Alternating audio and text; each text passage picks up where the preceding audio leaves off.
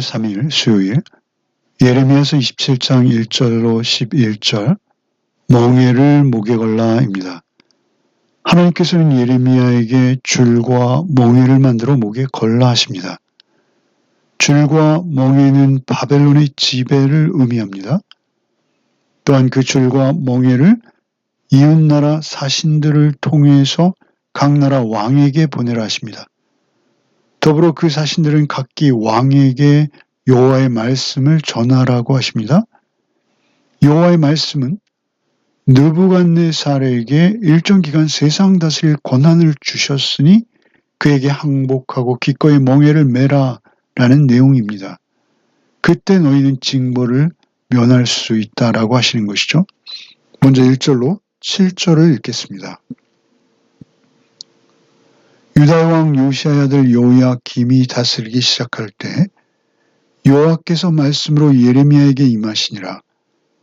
여호와께서 이와 같이 내게 말씀하시되 너는 줄과 멍에를 만들어 내 목에 걸고 유다의 왕 시드기야를 보러 예루살렘에 온 사신들의 손에도 그것을 주어 에돔의 왕과 모압의 왕과 암몬 자손의 왕과 두로의 왕과 시돈의 왕에게 보내며 그들에게 명령하여 그들의 주에게 말하게 하기를 만군의 여호와 이스라엘의 하나님께서 이와 같이 말씀하시되 너희는 너희의 주에게 이같이 전하라. 나는 내 큰 능력과 나의 쳐든 팔로 땅과 지상에 있는 사람과 짐승들을 만들고 내가 보기에 옳은 사람에게 그것을 주었노라. 이제 내가 이 모든 땅을 내 종 바벨론의 왕 느부갓네살의 손에 주고 또 들짐승들을 그에게 줘서 섬기게 하였나니 모든 나라가 그와 그의 아들과 손자를 그 땅에 기한이 이르기까지 섬기리라. 또한 많은 나라들과 큰 왕들이 그 자신을 섬기리라. 여호와의 말씀이 예레미야에게 임했죠. 줄과 멍에를 만들어 목에 걸라 하십니다. 멍에는 짐승들을 속박하는 도구입니다. 달구지 또는 쟁기 따위를 끌 때 소나 말의 목에 거는 도구이죠.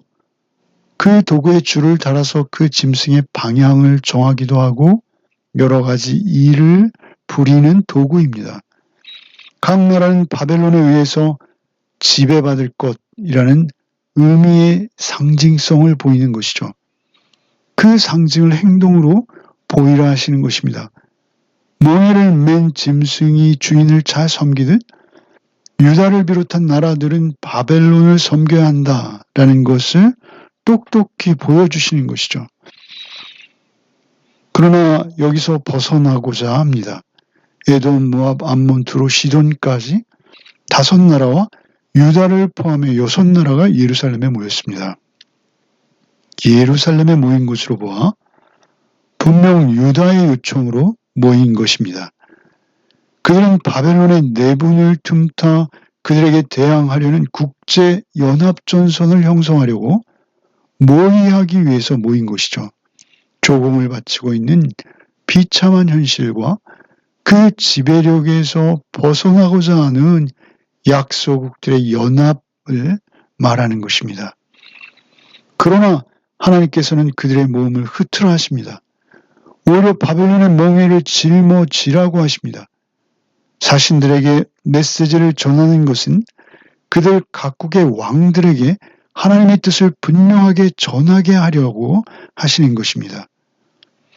이것은 자신들의 과오를 인정하고 하나님의 징계를 달게 받으라라는 의미인 것이죠. 하나님께서 크신 능력과 쳐든 팔로 땅과 지상에 있는 사람과 짐승들을 만들고 그것들을 주관하사 그때그때 필요한 대로 그것을 하나님의 주권에 따라 누구에게든지 맡기신다는 것입니다. 특별히 5절에 내가 보기에 옳은 사람이라는 표현이 있죠. 그것은 바벨론의 품성이나 신앙이 옳다라는 것이 아닙니다. 여호와께서 정하신 사람이라는 것입니다. 여호와께서 정한 사람이 느부갓네살이다라는 것입니다. 하나님의 쳐든 팔은 하나님께서 크신 능력으로 인류의 역사에 직접적으로 간섭하시는 상황을 나타내는 것이죠. 능력의 팔로 개입하시는 것입니다. 창조하시고 그대로 두시는 것이 아니라 하나님의 뜻에 맞도록 통치하시겠다.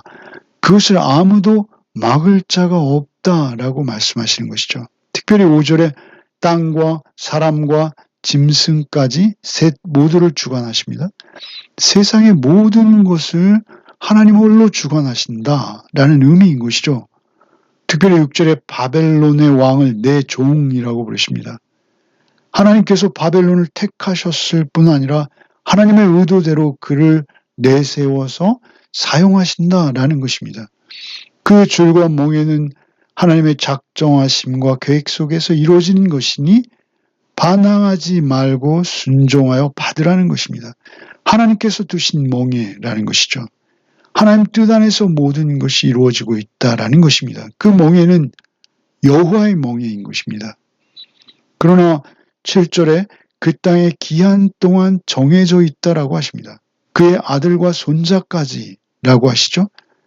이것은 약 70년을 말씀하시는 것입니다. 하나님께서 정하신 기한이 있으니 그 기한 동안 멍에를 달겠지라라고 하시는 것이죠. 하나님께서 작정하신 것을 인간들의 국가적 연합으로도 막을 수 없다는 것입니다. 순종하라는 것이죠. 8절에서 11절을 읽겠습니다. 여호와의 말씀이니라 바벨론의 왕 느부갓네살을 섬기지 아니하며 그 목으로 바벨론의 왕의 멍에를 매지 아니하는 백성과 나라는 내가 그들이 멸망하기까지 칼과 기근과 전염병으로 그 민족을 벌하리라. 너희는 너희 선지자나 복술가나 꿈꾸는 자나 술사나 요술자가 이르기를 너희가 바벨론의 왕을 섬기게 되지 아니하리라 하여도 너희는 듣지 말라. 그들은 너에게 거짓을 예언하여 너희가 너희 땅에서 멀리 떠나게 하며 또 내가 너희를 몰아내게 하며 너희를 멸망하게 하느니라. 그러나 그 목으로 바벨론의 왕의 멍에를 메고 그를 섬기는 나라는 내가 그들을 그 땅에 머물러 밭을 갈며 거기서 살게 하리라 하셨다라. 여호와의 말씀이니라 하시니라. 만일 바벨론 왕 느부갓네살을 섬기지 않으려는 곧 자기 목을 바벨론 왕의 멍에 안에 두지 않으려는 민족이나 왕국이 생긴다면 하나님께서 직접 징계하시겠다라고 선언하십니다. 칼과 기근과 연병으로 그 민족을 벌하시겠다라고 하시는 것이죠. 철저한 징계를 선언하시는 것입니다. 칼과 기근과 연병은 신명기에 자주 등장하는 하나님의 징계의 도구입니다. 또한 거짓 선지자들에 대해 경고하시죠. 선지자, 나비죠. 가장 먼저 등장합니다. 선지자나 복술가, 꿈꾸는 자, 술사, 요술사. 선지자가 복술가, 꿈꾸는 자, 술사, 요술사 나란히 등장하고 있습니다. 바벨론으로부터 너희가 자유할 수 있다라고 거짓 예언할 때 그들의 말을 듣지 말라고 하십니다. 그들이 너에게 하는 거짓 예언에 솔깃해서 따라간다면 그 예언을 따른 결과 오히려 너희가 너희 땅에서 멀리 떠나 너희를 몰아내는 결과를 가져올 것이다. 이렇게 선언하시는 것이죠. 선지자는 물론이지만 복술과 술사, 요술사들을 따르는 모습이 그들에게 있었다라고 지적하시는 것이죠. 복술가는 점쟁이를 말합니다. 짐승의 간을 꺼내서 살펴보거나 점을 치는 자들입니다. 완전한 미신이요 우상숭배입니다. 아합의 아내 된 이세벨이 이런 주술을 북왕국에서 끌어들였고 그 미신이 유다 땅에도 들어와 있었으며 주변국에는 아주 만연되어 있었다라는 것이죠. 절대 그들의 말을 따르면 안 되는 것입니다. 요즘 우리의 환경을 보십시오. 인터넷이 발달하고 각종 SNS로 얼마나 많은 정보들이 이단적인 주장과 우리가 분별하기 어려운 말들로 어지러운지 모릅니다. 세상이 온통 어지럽습니다. 우리는 단지 진리의 성경 말씀을 가지고 그러한 어지러운 세상 중에 그러한 거짓 주장들을 성찰하고 숙고하고 살펴보아야 합니다. 우리가 오직 말씀의 잣대와 기준을 가지고 올바르게 통찰하고 분별해야만 합니다. 우리의 판단의 기준은 오직 성경입니다. 성경의 바른 해석을 위한 노력이 우리 각자에게 요구되는 것이죠. 너희가 만일 내 말대로 바벨론의 멍에를 순순히 받으면 내가 너희를 너희 땅에서 머물며 너희 밭을 갈며 거기서 계속 살게 하겠다라고 말씀하십니다. 그들의 죄가를 인정하는 것이죠. 그리고 그 멍에를 달게 받는 것이죠. 그렇게 할 때 그들은 평화롭게 그들의 땅에서 계속 살 수 있다는 것이죠. 본성에 맞고 듣기에 좋다. 그래서 모두 옳은 것이 아닙니다. 때로는 분별이 필요합니다. 그렇다고 모든 불의를 참고 인내하며 권력에는 무조건 순종하기만 해야 한다. 그렇게 말씀하신 것은 절대 아닙니다. 오직 상황과 시대에 따라서 하나님의 뜻을 분별하는 노력이 필요한 것이죠.